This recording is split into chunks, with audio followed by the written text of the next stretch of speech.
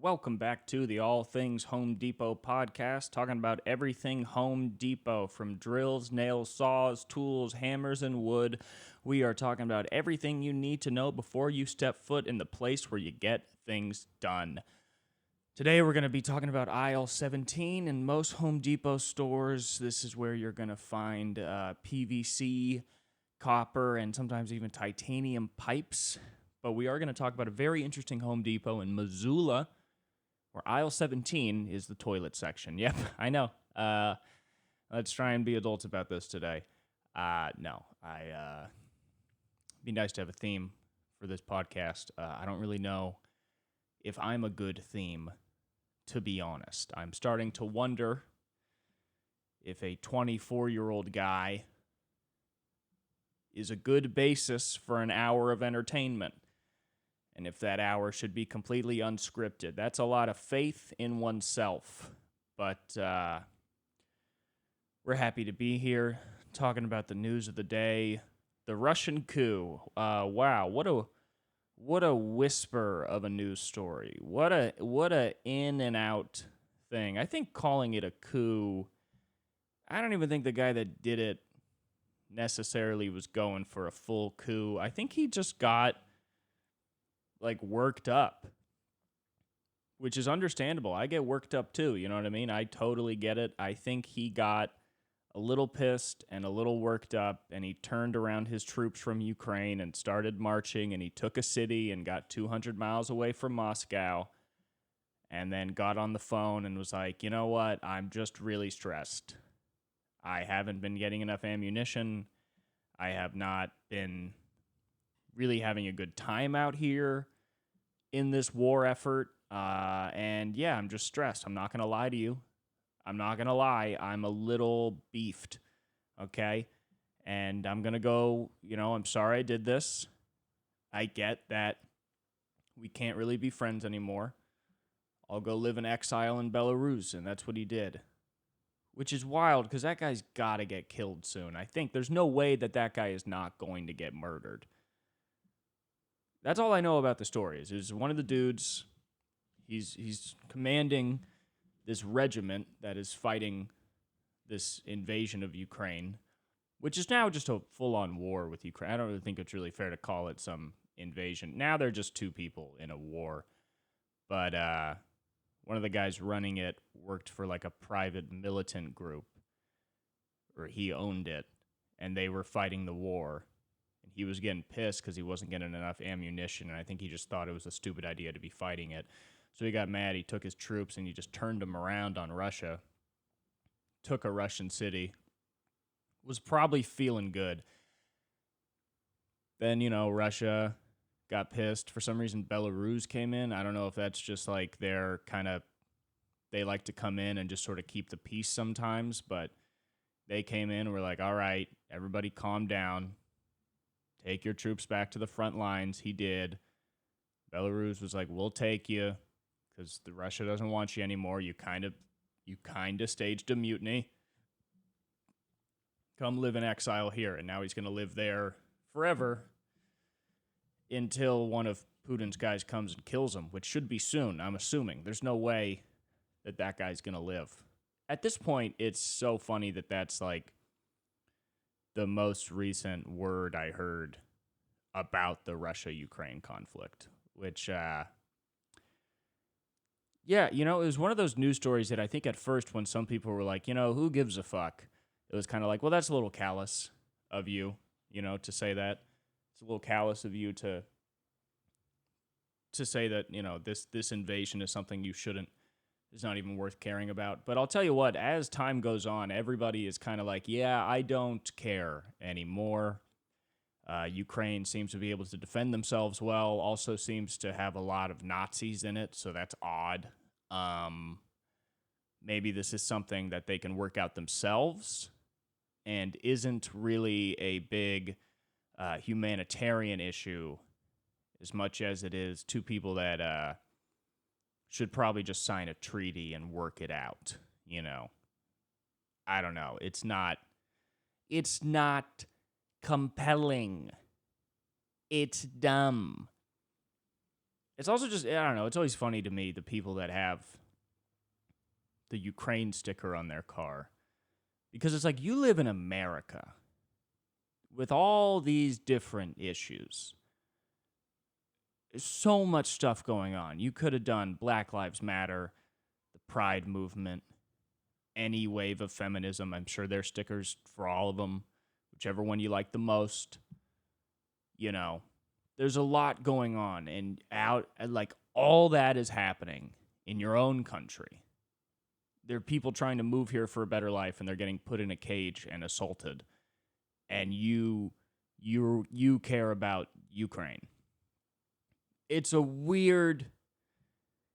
It's almost like I think the people that did that either were Ukrainian, in which case go for it, or just kind of wanted a movement to be a part of that didn't hit too close to home, and there's not really a lot of divisiveness about the issue because nobody in America really cared enough to learn that much about the issue.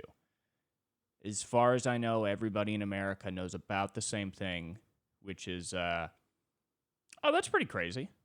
And that's kind of it. That's kind of the thing of, oh, wow, he went in there? That's pretty crazy. And I think that's pretty agreeable. It's pretty crazy that he did that.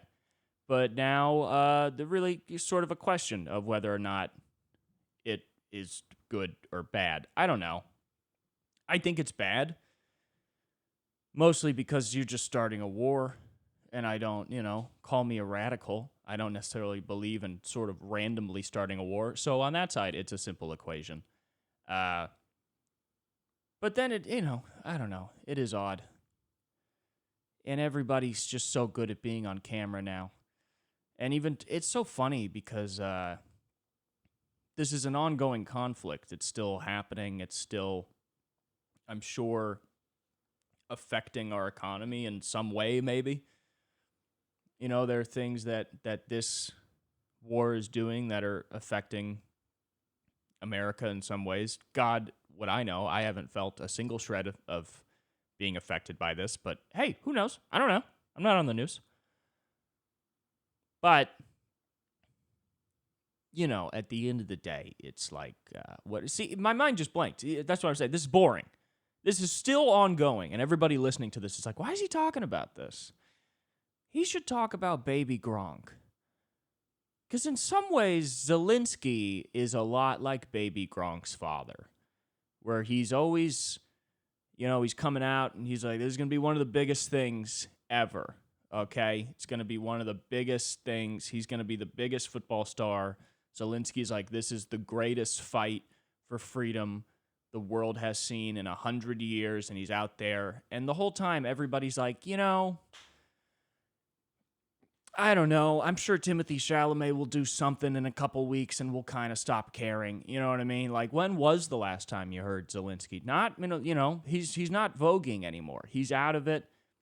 He just has to put on that green shirt and go do the job of being in a war, which isn't fun, Which is wild how stuff works, because you got a couple weeks of getting to Skype into the Emmys, and Kate Blanchett is applauding you, and that's, I guess, what every general wants is Anne Hathaway, a good shot of her in the crowd clapping as you're telling war jokes on stage at the Emmys, and Jimmy Fallon is pretending to translate and getting in trouble again or something. I don't know, maybe that's, but now you just gotta, now it's nobody, it is crazy to have to explain the news cycle to a guy leading a country. You know what I mean? If he's like, why is it, I'm sure there's been moments in the past month as the Russia-Ukraine news stories have died down, where Zelensky's like, why do people still care? And he has some PR person that's like, well, you know how the war has been in kind of a stalemate and you guys are kind of just locked and you're not really fighting? And he's like, yeah, that's how wars go. And they're like, okay, but that's like, Matt Rife is posting a new clip every week, and it's crowd work that people really like. And he's about to go on a tour, and his promo is way better. You know what I mean? Like, if you look at Google Trends, I would bet that comedian Matt Rife is probably trending more than the conflict of Russia-Ukraine, as he should, because he's the only one of them actually putting in the work to have people talk about it, okay? When was the last time Zelensky brought anything new to the content flow? I would say very little. He's done very little. He put on that shirt. He thought he could just show up and he could just keep Skyping into the Emmys every year, and this war could last forever and he could be a hero the whole time. And that's not true, okay? Because the fact of the matter is, as the Russia-Ukraine conflict seems to be kind of falling into an odd stalemate, the Problematic tour has just been announced.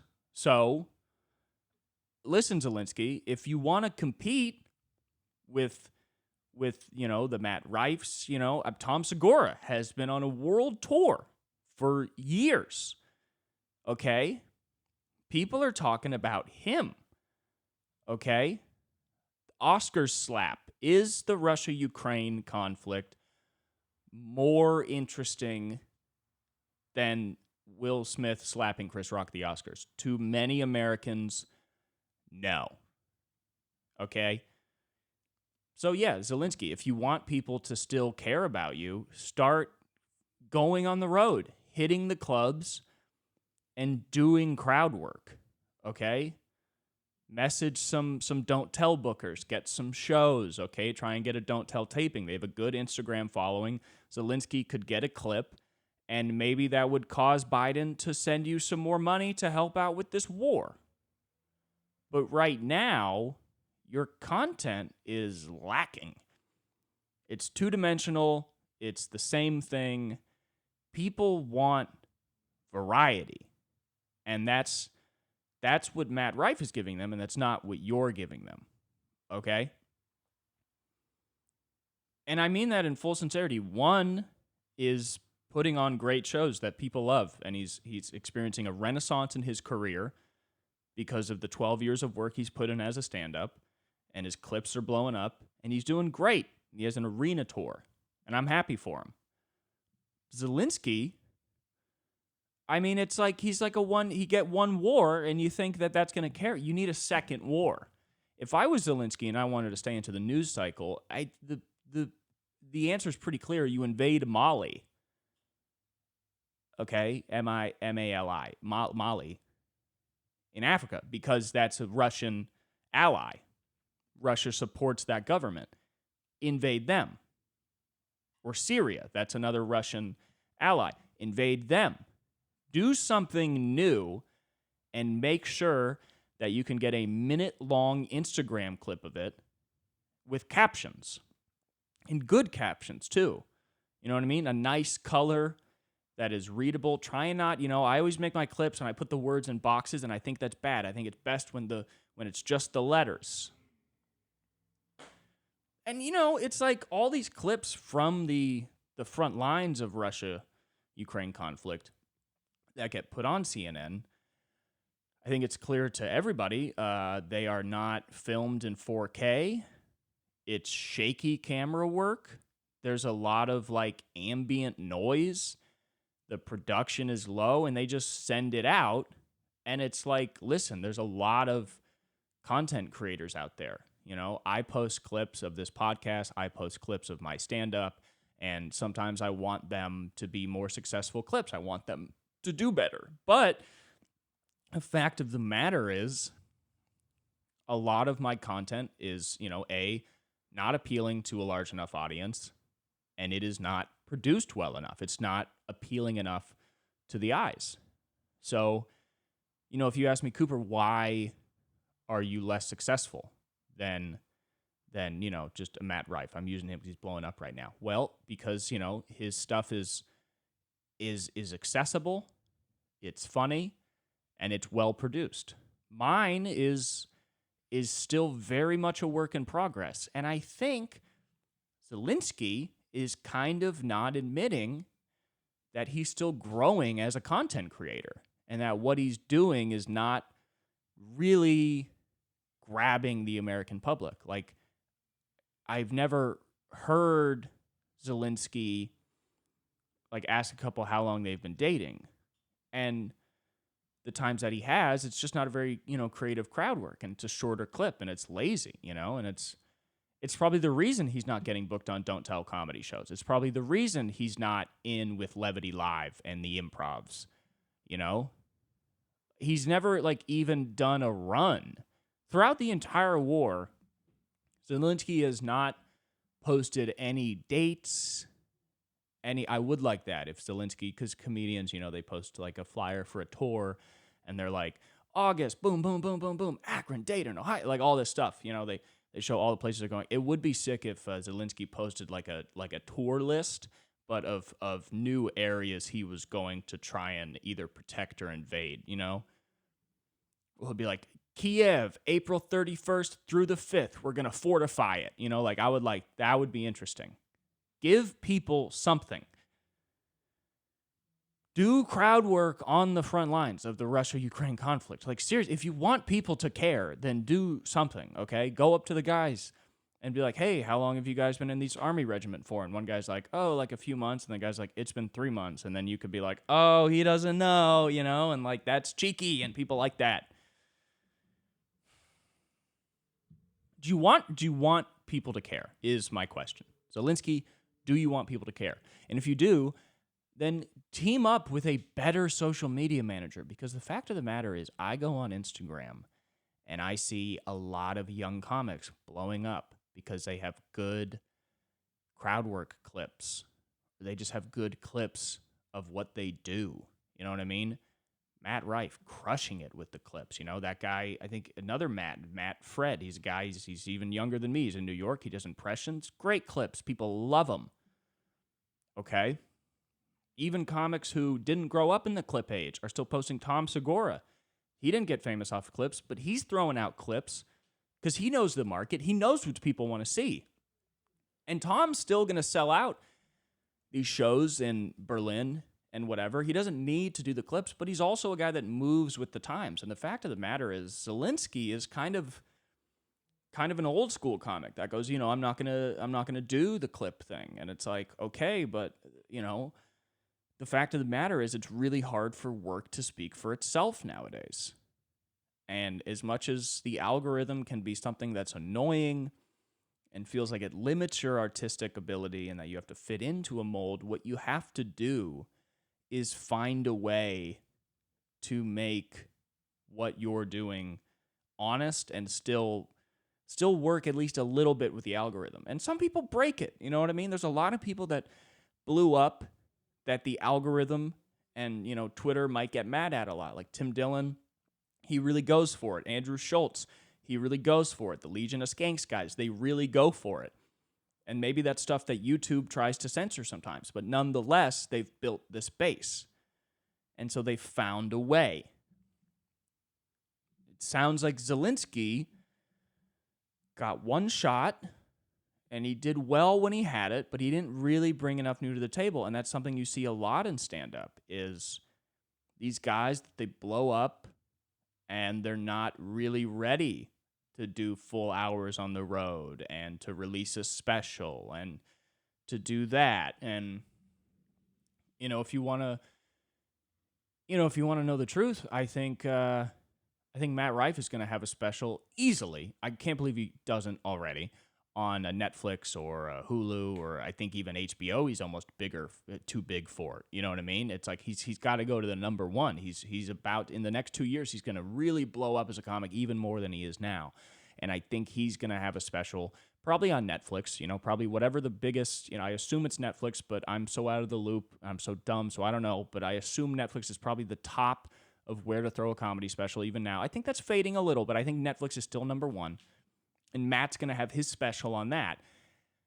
And if I'm being honest, I don't think Zelensky is going to get that call. I don't think Zelensky is going to get a deal with Netflix. I don't think Hulu is even interested. I mean, I'll go as far to say I don't even know if Quibi would really put out the Zelensky special. And he could go on YouTube. And that's a lot of hilarious guys are releasing specials on YouTube. Sam Morril, Mark Norman, Shane Gillis. There's a lot of hilarious specials out on YouTube. But, I mean, the fact of the matter is I know Zelensky wants the Netflix deal. I know he wants a little more security of the streaming service, the built-in audience, the good advertising. You really got to do a lot of your own work on YouTube. And I kind of think that he's living in more of a, Zelensky wants to be the 90s comic that goes to JFL and he gets the development deal and they never really make the show, but he gets $60K up front, and he can finally move out of his dingy apartment on the Lower East Side, whatever. But yeah, I don't know. I think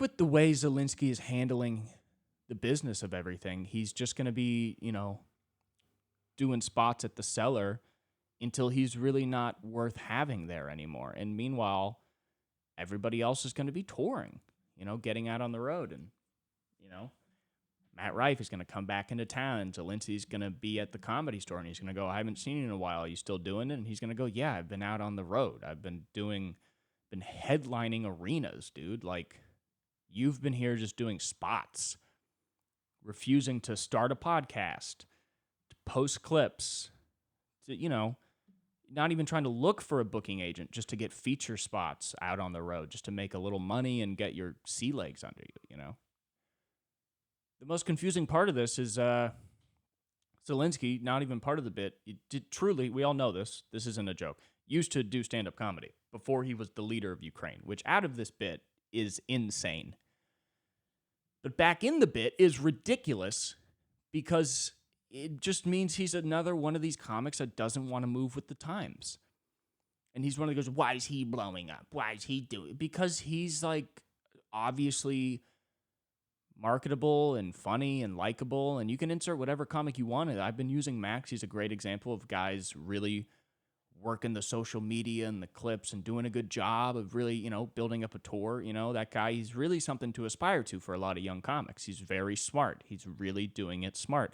And Zelensky is not a guy that any young stand-up is looking up to right now. That's a fact of the matter. When you talk about comics right now who understand the state of comedy with how a lot of it's social media marketing and stuff like that, who are you going to bring up? Matt is one of the best examples.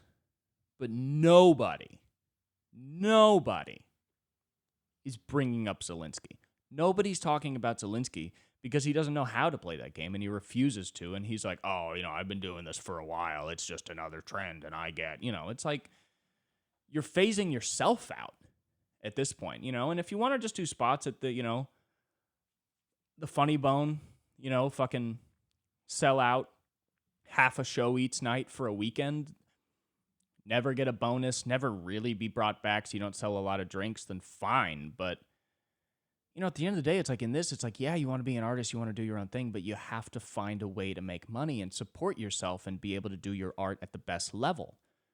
And, for me to get better as a stand-up, I need to be able to get out on the road more and hopefully one day to sell my own shows on the road and do this at a professional level because that's what will excel you into a guy that can really make consistent hours a year. There are only a few guys that can put out an hour special every year. There's not a lot of them left. A lot of people don't even choose to now, But like Louis is like still releasing an hour a year. Zelensky, I don't think he has that in him. I don't think Zelensky's the kind of writer that can really put out an hour a year. It's a certain type of guy that can do that. And I don't know. I think Zelensky's kind of just, he has his act and he'll do it. And he doesn't really want to change it. And he doesn't want to put it out because he doesn't want to get rid of it. But, see how it ends up for you. See how that works out. I don't think it's going to work out good, So that's why, who do I think is going to win the Russia-Ukraine conflict? It's Matt Rife. That's who's going to win. Who's going to sell the most tickets after this? It's Matt. He's doing fucking arenas, as he should. The guy's been working for 12 years. He was on Wild and Out. He's tried tons of different things, and eventually you get one thing that really sticks, and it's these clips. He's putting out great clips, and he's built up this insane millions of people online, this built-in audience, The second those tickets go on sale, people want to buy it because they like him. How many followers does Zelensky have on TikTok? I don't even know if he has one. I mean, it's like, it's stupid. It's just it's stupid at a certain point, but I don't know. I mean, you know, it is what it is. What are you gonna do? But I don't know. I'm going to the Cape this week. Gonna try and make sure I get this episode will be out on Wednesday, which is tomorrow. Really cutting it close with recording this one. But I'm gonna go to the Cape Cod to hang out with my steppy daddy and my mom and my aunt and the Boston family. The new step Boston family I have. I talked about it last week. I thought I was leaving the 25th. I texted my mom on the 25th. I said, "Are you picking me up from the airport today?" She texted back and said, "You fly out in 3 days." If you remember the last podcast, this is really great. If you're a fan of the canon of the Cooper Lyden is Alone podcast, this is really great because on the last episode, I talked about how my aunt asked what time I was flying out. And I was like, I have no idea. And how I really don't ever know when I'm flying out anywhere until, like, it's actually happening.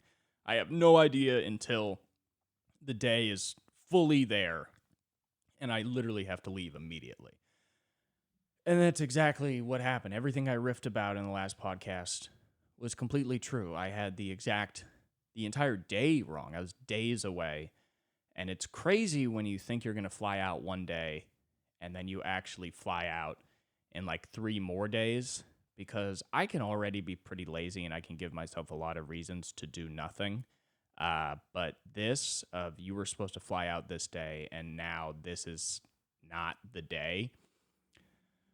I mean, I have done nothing. I wrote a little bit of stand-up yesterday and I posted a clip. And that was, like, really it.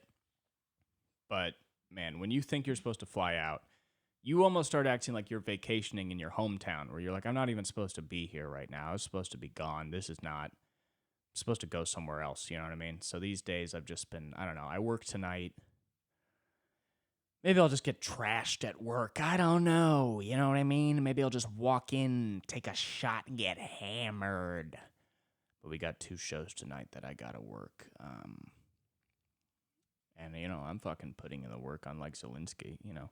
It also, I don't know, also the reason Zelensky pisses me off is, like, I respect comics that, like, put their time in on the road and, like, have done the work.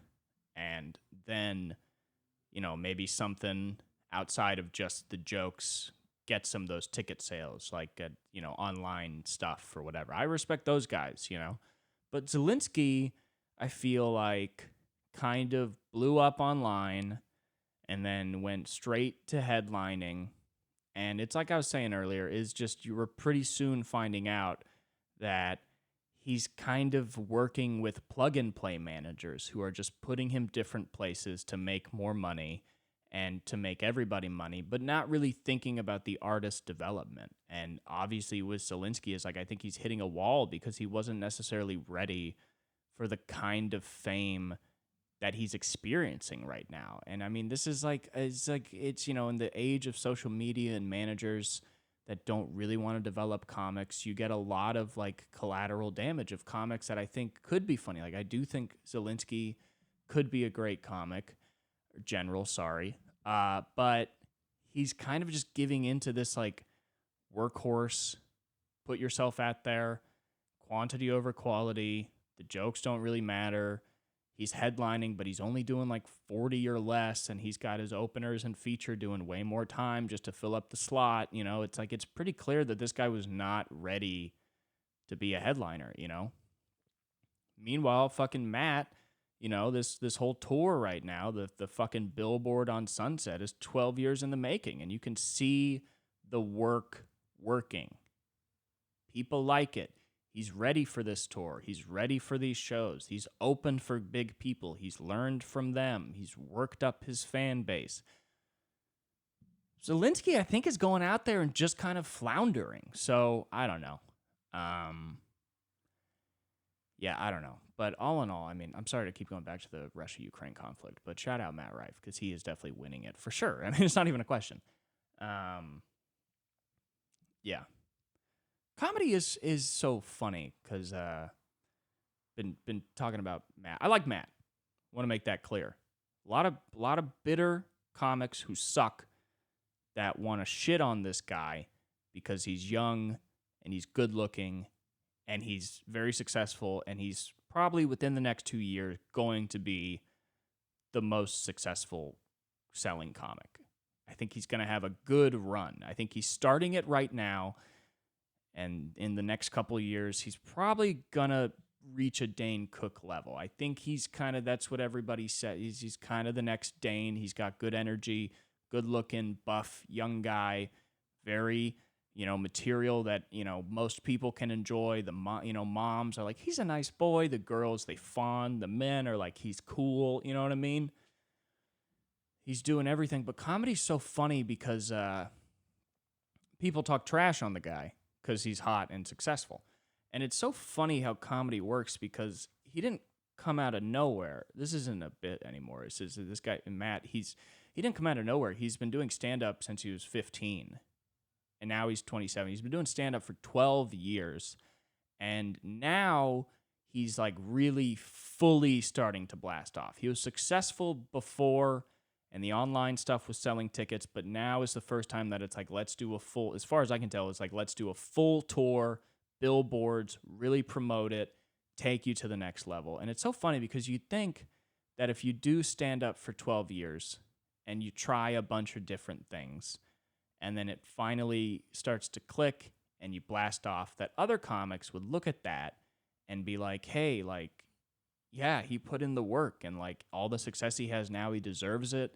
And also like everything that's good for him is really good for all of us because he's setting new precedents of signing new kinds of deals, doing all this stuff, finding new ways. It's all good for stand-up, but it is so funny that you work that hard and you think that other people would just respect your game because you've been doing it for 12 years, which is like almost half the guy's life. And still there's people that are like, yeah, he sucks though. It's like, does he? I don't think so. I think he took, 12 years and now he's headlining arenas. I think that's pretty fair. He built up an audience himself by following what is obviously where comedy's going, of posting clips and stuff. He did, okay, so he works for 12 years and then makes smart business decisions and blows up and he's an asshole. It doesn't make sense. Okay? What, just because he does stand-up different than you? Oh, it's just because your material's really hard and, like, not palatable to everybody? If you ask me why stand-up is, why I'm not famous, I'll tell you exactly why. Demeanor, material, experience, okay? I haven't really worked any of those out. I like my material, I like my demeanor, and I like the 6 years I've put in. To say that I deserve anything more than being a door guy at the Comedy Store and having a podcast that 20 people listen to and getting to open for some famous people sometimes, to say I deserve any more than that is kind of stupid. Oh, I'm young too. Well, Cooper, your material's pretty rough around the edges. Even my best stuff, my favorite jokes, are not a quick sell, I don't do stand-up like Matt. Matt's jokes and Matt's ideas are, relationships, dating, stuff like that. It's agreeable. It's nice. People like it. It's what most stand-up is for a good reason, And then I go up there and I talk about guys on Grindr talking about cum on their faces. Do you think I wonder why the entire world doesn't love me? No. But it pisses me off because there are other guys that are somehow even worse at stand-up than me, with even less marketable material, and they're ugly. And they're like, why is Matt famous? Like, he's hot and likable? Are you an idiot? There's a lot of people in stand-up that forget that it's still the entertainment industry. I think because There are so many, especially now in a comedy renaissance, there's so many different kinds of stand-up comedians, and some guys that are really pushing the limits, some guys that are really going for it, some guys that really say wild stuff, and they go like, well, why can't I also do that? And it's like, well, you don't work hard enough. You go on stage, you say divisive things, you never post a clip, you don't have a podcast, you don't work with any representation. Do you expect anything to go well? I don't know. I've gotten out of any kind of hating, I don't do that anymore. It's weird because I'm such a natural hater, and I still have inklings, But hating a guy like Matt Rife is so funny to me because it's like the hate is fully illogical, where it's like, well, where's it coming from? It's like, well, he shouldn't be that successful. It's like, why? Because he's been doing it for 12 years and built up his own fan base. He shouldn't be successful. Explain why. What he does should not be successful. I couldn't tell you, you know. There's tons of people I don't like, but Matt's not one of them. There are tons of people that really suck, and I hate. I honestly, I hate a couple types of comics. I hate extremely famous legend comics that turn their backs on comedy and giving people a good time in favor of talking about whatever they want to talk about and just kind of sucking and going, "Oh, I'm Carlin now. I talk about what I think is important and I don't try and get laughs." And it's like Carlin still wanted to get laughs, man. Even though when he got older, a lot of people say the stuff got less funny, he still wanted to get laughs. You are just up there. They're talking about trans people too much. You know what I mean? It's what a lot of these guys are doing. I hate those guys, and I hate young comics that hate stand-up. There's a lot of comics now that are finding success because they're very marketable and they're very good at the business side, and they're into stand-up because stand-up is trendy now, and the entire time they hate stand-up. I don't like those people because they go, ugh, don't you hate going to open mics? And it's like, I don't know. I get how it's annoying because it's not a show. You're not getting paid. You only get 3 minutes. You got to wait to go up. Sometimes they're dingy. You're performing to 5 other comics. But I don't hate it because I'm not better than it. And you're not better than it either. You just have managers telling you you are, and you believe managers like an idiot. Those are the people I hate.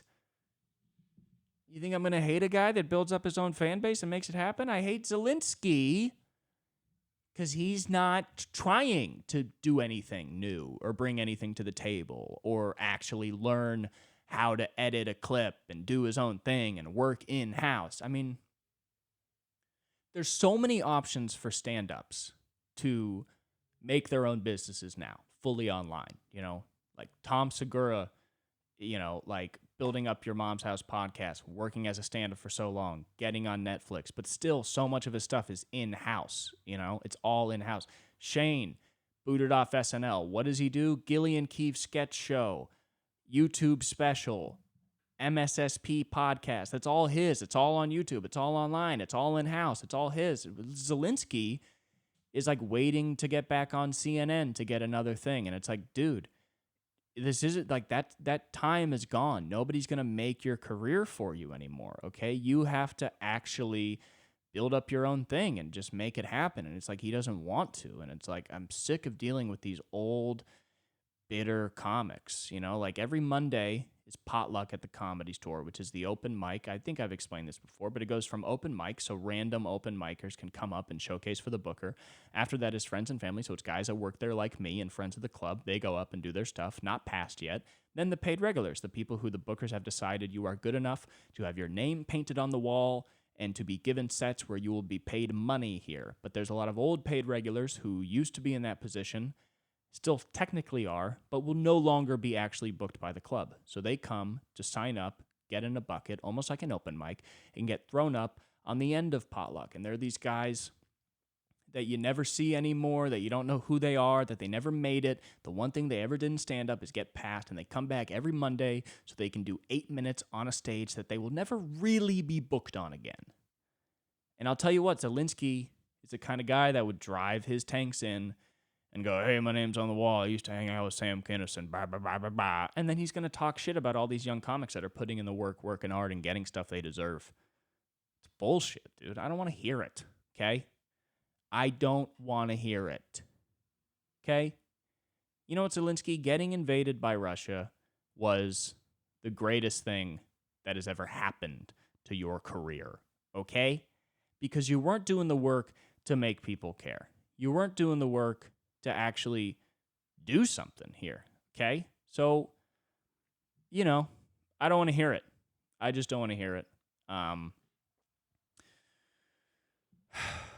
sorry. I'm worked up. I'm a little worked up. Didn't mean to breathe into the mic. Also, let me know how the mic sounds. I threw on, I don't know. I'm really bad at audio stuff. I threw on the Phantom Power today, which it adds a little more boost to the mic. You're supposed to not need it with this mic, but I've been listening to the clips in the podcast, and it sounds very low volume. So I'm trying to see. Let me know if this is better or worse. Maybe this whole episode is burning out your ears, and I'm sorry about that. I hope this is listenable. But I don't know. That's me caring and working and trying to build something. You know what I mean? I mean, this is all practice. I appreciate all you guys listening to it. But I'm going to the Cape. I'm excited to see what the Bud Light situation is in Cape Cod, because I don't know if you guys know this. People in Boston, in Massachusetts in general, I didn't know this because it's not really talked about, because it's also just such a nationwide company. They love Bud Light. Like, specifically, they love Bud Light, and so much to the point that, people will refer to Budweiser as Bud Heavy, but like in Massachusetts, I noticed it's always Bud Heavy. It's a completely different beer. I ordered just a regular Budweiser, full body Bud Heavy at a bar, and a guy from Worcester that we were hanging out with was like, "Whoa, Bud Heavy! Oh my, what are you getting a Bud Heavy for? Why don't you get a Bud Light?" Like, they all love Bud Light. And I know sometimes the political leanings of people in Massachusetts are interesting because it's a blue state, but there's also a lot of interesting East Coast Trumpers there. So I'm interested to see if we're going to be drinking Bud Light on the beach. That is a loud cop car. Can you hear that? Because I would like to drink some Bud Light on the beach, but I don't know if I'm going to be called a terrorist for that. I don't know how that's going to happen. But I'll tell you what, I do love that the Bud Light controversy has made it that drinking Bud Light kind of puts you on the right side of history. I think that's so awesome, because I like to drink it because you can drink 12 of them. That's why I like Bud Light. That's always why I've liked Bud Light. Why I've liked the other lights, the Millers, the Coors. That's why I like them. You can drink 12 of them and you go, I'm drunk. But I'd be a lot drunker if these were shots or if these were full beers. So thanks, Bud Light. But now I like it too because they support the LGBTQ community, specifically trans people, who are completely under attack by many of our own political officials, like, disgusting Ron DeSantis. I mean, there are communities in Florida that need so much help that, I'm sure in every state, I'm just saying, and I'm speaking out of turn, but in every state in America, there are communities that need better access to education, food, welfare, everything. They need help, okay? There are tons of trenches in Florida where people need help, and this guy, Ron DeSantis, is spending his time trying to essentially make being trans illegal, which he has with a lot of the bills he's passed. It's disgusting. So the fact now that you can drink 12 Bud Lights and every can that you chug in front of the other people at a bar is also a statement that you support the lives and you care about the lives of those trans people, It's nice that I could be sitting in a bar in Missoula, and a trans person could walk in and they'd be worried. They go, I don't know about how people feel about me in this bar. And they could see me at the bar drinking a Bud Light, and they go, there's one guy that cares. And they'd go, sir, how many have you had of those? And I'd go, ma'am, I've had 28. And they'd go, thank you. Thank you. Thank you for caring and boldly getting trashed on Bud Light in front of bigots. That's what's important. I'm also, of course, looking forward to seeing my family and spending time and being there for July 4th. So it's going to be a good time. I mean, I was talking to my friend Anthony from Boston, from Worcester, and he was like, "Oh, you're going to be there for July 4th," which in the Cape, at least on Whitehorse Beach, I don't know how localized it is, they celebrate on July 3rd. I don't know, but he was telling me, he was like, "You're going to be there for the 4th of July?" I was like, "Yeah." He's like, "That is America. That is the greatest place to be for 4th of July in America." Biased? No, I think he's right though, because last year I was there and I saw a guy that was one of the dumbest guys I've ever seen. Just a Gronk that never made it to the NFL. You know what I mean? Just a full Gronk that never made it to the NFL. He was probably in his 40s, still buff just from blue collar work, had a tribal tattoo, was hammered every time I saw him, never talked to him, just witnessed him, was stupid as hell, brought out the jet skis to the Cape, was flying around on him, just almost killing his kids with wicked turns. And I said to my stepdad, I was like, "Man, that guy's like an idiot." And he goes, "Yeah, he's a millionaire." I go, "Yeah," and he's like, "Yeah, like 10 million plus." And I go, "How does he have so much money?" He goes, "Well, he's a carpenter, and he teamed up with a guy that's really good at business, and so they built up a construction business, and now that guy's like one of the richest guys I know. And he's so stupid, but he's good with his hands. He can build the fuck out of a cabinet. He's so good." And I hate, I don't know why I hate him. I think because I have the poetry brain in me, but I love those guys because that's America. You see the dumbest guy ever, and you go, "That's the dumbest guy ever." And your stepdad, because you're a child of divorce in America, tells you that he's one of the richest people he's ever met, and you go, "That's what this is all about." And I really want him to be there because I want to see America on 4th of July. I don't just want to watch the fireworks and drink Bud Light. I want to see America, okay? I want to be holding the American flag Budweiser can. And I want to look at that guy with his tribal tattoo and jet skis and burns from things and say, this is what it's about. That a guy that dumb can be so rich, it's disgusting. And what will he do with that money? Nothing good. It's the ugliest house you've ever seen. He's got the curved TV because it's different. He's got jet skis that he doesn't take care of. And the house is a mess. And he shoots guns in the backyard. That's what I want, okay? That's real. That's what, people want to see. So I don't know. I'm excited for that. I've been moving around a lot, and I'm tired, and I'd like to really enjoy the studio apartment, but what are you gonna do? We had a good run with the Zelensky bit. We talked about Boston. If I'm being honest, the next 10 minutes that I'd fill would really be filler. I've done little to nothing this week to really speak about. I have nothing new to bring to the table. And I am sorry. And I would, I'd be remiss if I said maybe really any of this is worth listening to. I don't know.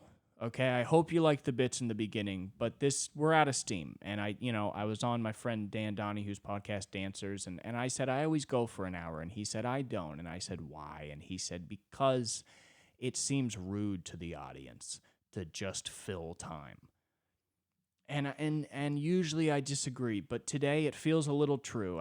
I'm running around my head of things that I really could care about enough to talk about, and I don't have it, and I don't think you deserve to hear it, but I want you to know that if you want to win a war against Russia, you need to post clips. See you next week. I love you so much.